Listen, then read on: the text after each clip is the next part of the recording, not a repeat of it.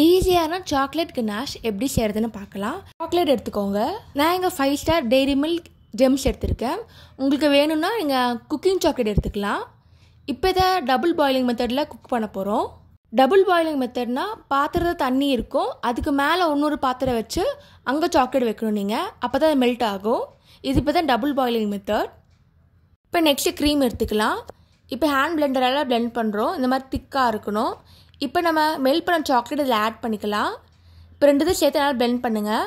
நல்லா திக்காக க்ரீமியாக வரணும். இப்போ இந்த க்ரீமை பவுலில் ஆட் பண்ணிக்கலாம். லேயர் பை லேயராக ஆட் பண்ணிக்கோங்க. சாக்லேட் கனாஷ் ரெடி ஆகிடுச்சு. இந்த சாக்லேட் கனாஷ் நீங்கள் கேக் ஃபில்லிங்காக யூஸ் பண்ணிக்கலாம், இல்லை சாக்கோ மூஸ் பண்ணுறதுக்கும் யூஸ் பண்ணிக்கலாம்.